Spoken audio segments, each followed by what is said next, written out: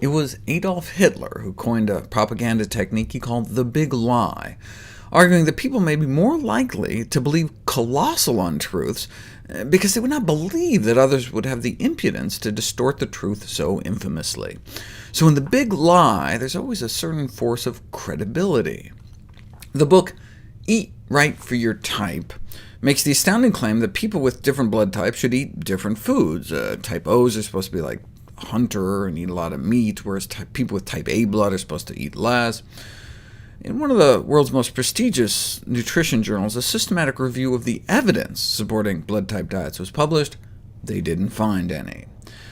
Diets based on the ABO blood group system have been promoted over the past decade, but the evidence to support the effectiveness of such diets had evidently not been previously assessed in the scientific literature. Actually, in the Journal of the Norwegian Medical Association, there were a number of papers that came out of a day-long scientific seminar held by the Norwegian Society for Nutrition. Hard to believe they'd even take the time, but evidently 40,000 copies of the book have been sold in Norway, and so good for them. They sought to determine blood-type diets, visionary science or nonsense, and they concluded nonsense. What was so outrageous is that the blood-type diet is promoted and justified in the book by supposed scientific arguments, yet the author takes no pains to prove his ideas, just presenting them simply as facts, taking advantage of people's ignorance of biology. His arguments sound scientific, and he uses lots of big words, but displays a fundamental misunderstanding of the science, describing the book's understanding of some basic tenets of blood-type biology as absurd. There should be no doubt that had the author practiced in Norway as opposed to Connecticut, he would be in violation of the so-called quack law. The book cites the work of blood-type biochemists, but if you actually ask the actual experts, as scientists, they say, obviously you have to keep an open mind, but not so open your brains fall out. It must be stated that an open mind should not extend to some of the non-scientific literature where there are books on the ABO blood type system of pure fantasy. The most recent and incredulous of these claims individuals of each ABO blood type must subscribe to a particular diet. I don't know how researchers have the patience to read these popular press books, but it can lead to an appreciation of the ridiculous aspects of the many ignorant and preposterous claims. So what should the overall assessment of this work be? The nicest thing you can say about the book is, well, it does have a good imagination. Is it any worse than people who believe their fate is determined by the stars, though? Well, yes, because astrologists aren't telling a third of the population to go out and eat organ meats. The diet is not as bad as some. Positive results reported by some individuals may well be due to a general improvement in health, in diet and lifestyle, less fat and sugar, more fruits and vegetables, less smoking, more exercise. Look, anything that gets people to eat fewer donuts. Right?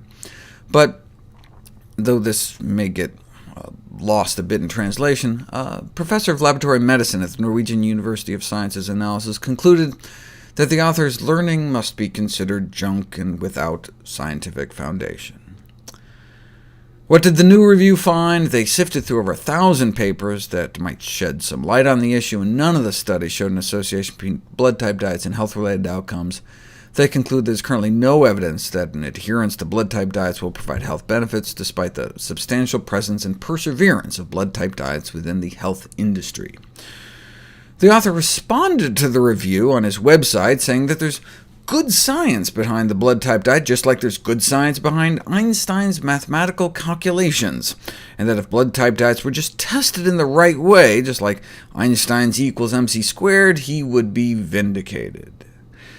Complaining that you don't see any studies on blood types and nutrition because of little interest and available money.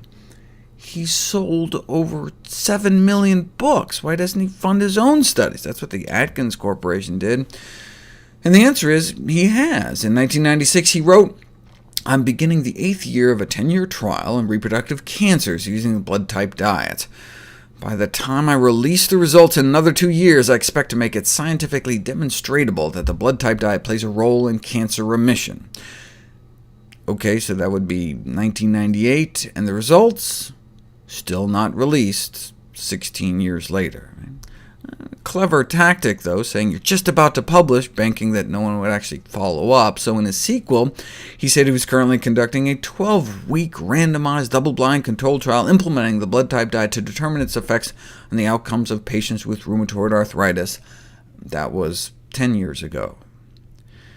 As my Norwegian colleagues bemoaned, it is difficult not to perceive the whole thing as a crass fraud.